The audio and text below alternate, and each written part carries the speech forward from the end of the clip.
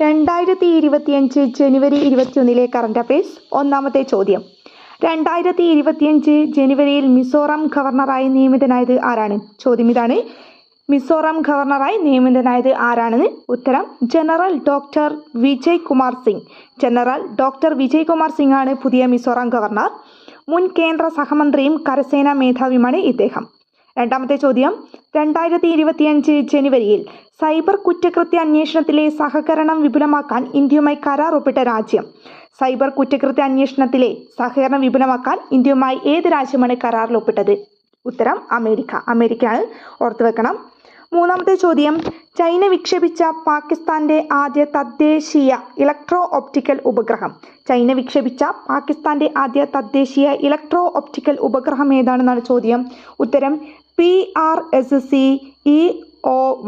PRSC-EO-1 ഉപഗ്രഹമാണ് China വിക്ഷേപിച്ച പാകിസ്ഥാന്റെ തദ്ദേശീയ electro optical ഉപഗ്രഹം. നാലാമത്തെ ചോദ്യം, അമേരിക്കൻ പ്രസിഡന്റ് ട്രംപ് പുറത്തിറക്കിയ പുതിയ ക്രിപ്റ്റോ കറൻസി. അമേരിക്കൻ പ്രസിഡന്റ് ആരാ? നമുക്കറിയാം, ഡൊണാൾഡ് ട്രംപ് ആണ്. അദ്ദേഹം പുറത്തിറക്കിയ പുതിയ ക്രിപ്റ്റോ കറൻസി ഏതാണെന്നാണ് ചോദ്യം. ഉത്തരം അതിൽ തന്നെയുണ്ട്, ഡോളർ ട്രംപ്. ഡോളർ ട്രംപ്, ഓർത്തു വെക്കണം. ഡോളർ ട്രംപ് ആണ് അമേരിക്കൻ പ്രസിഡന്റ് ട്രംപ് പുറത്തിറക്കിയ പുതിയ ക്രിപ്റ്റോ കറൻസി. അഞ്ചാമത്തെ ചോദ്യം, പ്രതിരോധത്തിലും നിയമനിർവഹണത്തിലും യുവാക്കളെ ശാക്തീകരിക്കാൻ ലക്ഷ്യമിട്ട് ഭരത് യോജന പദ്ധതി ആരംഭിച്ച സംസ്ഥാനം. പ്രതിരോധത്തിലും നിയമനിർവഹണത്തിലും യുവാക്കളെ ശാക്തീകരിക്കാൻ ലക്ഷ്യമിട്ട് ഭരത് യോജന പദ്ധതി ആരംഭിച്ച സംസ്ഥാനം. പദ്ധതിയുടെ പേര് ഓർത്തു വെക്കണം. ഭരത് യോജന ആരംഭിച്ച സംസ്ഥാനം മധ്യപ്രദേശ്.